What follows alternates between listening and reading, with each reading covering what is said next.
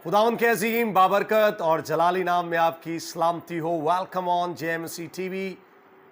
खुदावंद ने मुमकिन किया एक दो फिर आपके साथ खुदावंद के कलाम की ज़िंदगी बख्श बातों को शेयर कर सकूं। आज हम देखेंगे मत्ती रसूल की मार्फत लिखी गई अंजील, उसका 13 बाब और उसकी पहली 23 आयात के अंदर हमें एक बड़ी खूबसूरत बीज बोने वाले की तमसील जो है वो यीशु अल मसीह के ज़ुबान मुबारका से हमें सुनने को मिलती है कि किस तरह से ये जो तमसील है, बहुत सारे हमें बड़े बड़े असबाक इसमें से सीखने को मिलते हैं कि किस तरह से उस वक़्त में जो फ़लस्तीन के अंदर बीज बखेरा जाता था, आज भी वो बीज जो है वो बखेरा जा रहा है। बीज जो है वो खुदा का कलाम है, बोने वाला यीशु अल मसीह है और आज के ज़माना में उसके खादम है। ज़मीन और तमसील जो है उसका जो ख़ास मकसद है वो हमें लूका रसूल की मार्फत लिखी गई इंजील उसका 8 बाब उसकी 9वीं आयत से लेकर 15वीं आयत के अंदर बड़ा ख़ास हमें उसके अंदर उसके जो पॉइंट्स हैं जो यीशु मसीह ने बताए और सिखाए उसके हवाले से हमें मिलते हैं, जो आगे हम चल के देखेंगे और सीखेंगे भी। इस तमसील के अंदर हमें 4 ज़मीनों का जिक्र मिलता है। पहली ज़मीन जो है आम ज़मीन है, जिसे राह के किनारे की ज़मीन भी कहा गया है। वहाँ पर बीज बोया जाता है। किस तरह से लोग गुज़रते हैं, वो बीज जो है वो रोंदा जाता है और किस तरह से वो कभी बढ़ ही नहीं पाता है। जैसे कि हम देखते हैं बागे अदन के अंदर किस तरह से खुदा ने बीज बोया लेकिन इब्लीस ने उस बीज को चुग लिया। किस तरह से खुदा ने आदम को मना किया था कि जिस रोज़ तूने उसका फल खाया तू मरा, लेकिन किस तरह से इब्लीस ने उसको ये फरमाया कि तू नहीं मरेगा। इस तरह से उसने उस कलाम को जो खुदा ने आदम के साथ किया था उस कलाम को चुग लिया। हम मूसा को देखते हैं कि मूसा की मार्फत फ़िरौन से खुदा ने कलाम किया, वो उस कलाम पर अमल भी करता है लेकिन कुछ अर्सा के बाद वो जो है वो ज़ाया हो जाता है। मूसा शफायत भी करता है फ़िरौन के लिए, लेकिन उसका असर जो है वो जाता रहता है।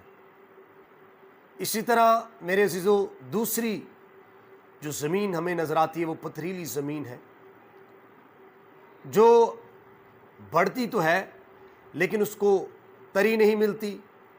उसके बढ़ने और मरने के अंदर हमें खदशा महसूस होता है कि किस तरह से वो आगे नहीं बढ़ पाएगा, क्योंकि उसकी जड़ जो है वो बीज जो है वो जड़ नहीं पकड़ पाता है। और आज भी ऐसे हमें जज्बाती लोग नज़र आते हैं, सामईन नज़र आते हैं, जो हंसते भी बहुत ज़्यादा हैं, रोते भी बहुत ज़्यादा हैं।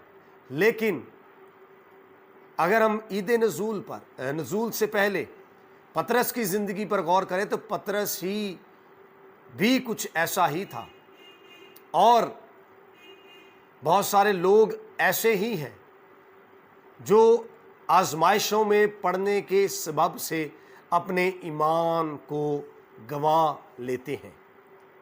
इसी तरह मेरे अजीज़ों, तीसरी जो हमें मिसाल मिलती है वो बीज बोने वाले की, किस तरह से झाड़ियों की अंदर बीज बोया जाता है, फेंका जाता है। वो बढ़ता तो है लेकिन फल नहीं लाता। ये ऐसे लोगों की रियाकारी को पेश करते हैं जो दुनिया के अंदर रहते हुए दुनिया में भी रहना चाहते हैं और खुदा के साथ भी अपने रिश्ते को कायम रखना चाहते हैं। यानी बुतों की तरफ भी अपना रुख लगाए रहना चाहते हैं और खुदा को भी नाखुश नहीं करना चाहते। यानी रियाकारी की ज़िंदगी उनके अंदर में नज़र आती है मेरे अज़ीज़ों। लेकिन कलाम ये बयान करता है कि दरख्त जो है वो अपने फलों से पहचाना जाता है और ऐसा दरख्त जो फल नहीं लाता वो काट दिया जाएगा और आग में डाल दिया जाएगा। और आखिरी जो बीज है वो ज़रख़ेज़ ज़मीन पर बोया गया है, यानी कि वो फल लाता है, वो जड़ भी पकड़ता है, वो बढ़ता भी है और फल लाता है और फल लाने के हवाला से मत्ती की इंजील 13 बाब उसकी 23वीं आयत के अंदर हमें बड़ी खूबसूरत बात मिलती है इस तमसील के आखिर में, कि जो कोई उसको सुनता और समझता है तो वो फल लाता है, और उसके फल लाने में तादाद भी हमें बताई गई है 30 गुना, 60 गुना और 100 गुना। हमने अपने बुजुर्ग से इस हवाला से बड़े गहरे तौर पर सीखा है। 30 गुना वो लोग हैं जो नए सिरे से पैदा होते हैं, 60 गुना वाले वो लोग हैं जो रूह से भरे हुए भी हैं, लेकिन 100 गुना वाले लोग वो हैं जो रूह से चलने वाले लोग हैं।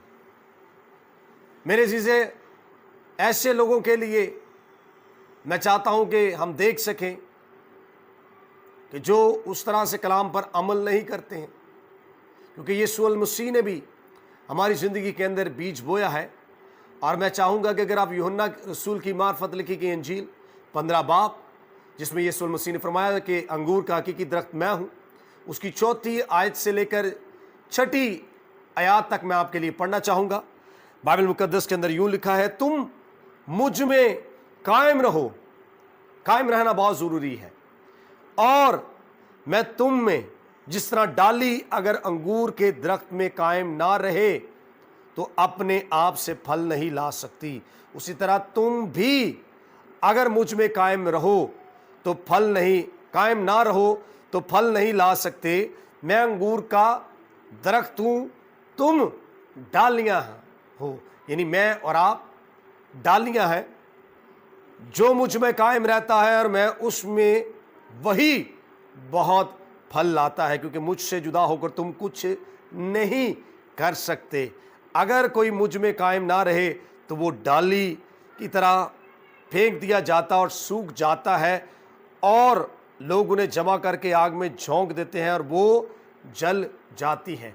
मेरे अजीजों, ऐसे लोग जो यीशु अल मसीह से जुदा हो चुके हैं, लेकिन ये समझते हैं कि शायद हम फलदार हैं, लेकिन दरख्त अपने फलों से पहचाना जाता है। मेरे अजीजों, हमने मसीह यीशु के साथ जुड़े रहना है, क्योंकि ज़िंदगी हमें दरख्त से हासिल होती है। हम डालियाँ हैं, अगर डालियाँ दरख्त से जुदा हो जाएंगी तो उनकी ज़िंदगी ख़त्म हो जाएगी। और यीशु अल मसीह इसलिए है कि लोग ज़िंदगी पाएँ और कसरत की ज़िंदगी पाएँ, और फल जो है वो डालियों पर लगता है।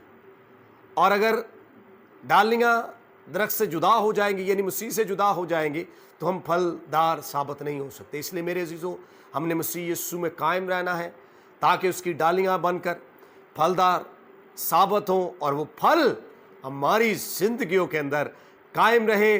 सो मेरे अजीज़ों, हमने कायम रहना है, मसीह यीशु के साथ हमने तामीर होना है, उसमें जड़ पकड़ते रहना है और उसके कद के मुताबिक हमने पहुंचना है। सो खुदावंद आपको बरकत दे।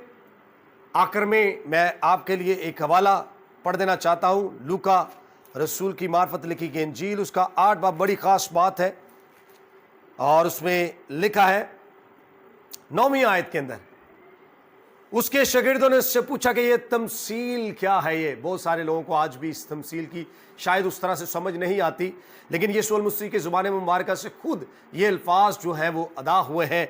उसने कहा, तुमको खुदा की बादशाही के भेदों की समझ दी गई है, मगर औरों को तमसीलों में सुनाया जाता है ताकि देखते हुए ना देखें और सुनते हुए ना समझे।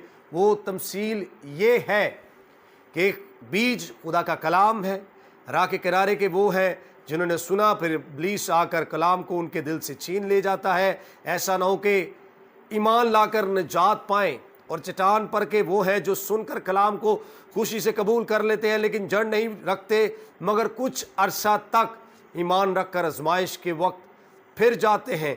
और जो झाड़ियों में पड़ा, उससे वो लोग मुराद है जिन्होंने सुना, लेकिन होते होते इस ज़िंदगी की फ़िक्रों और दौलत और ऐश और इशरत में फंस जाते हैं और उनका फल पकता नहीं। मगर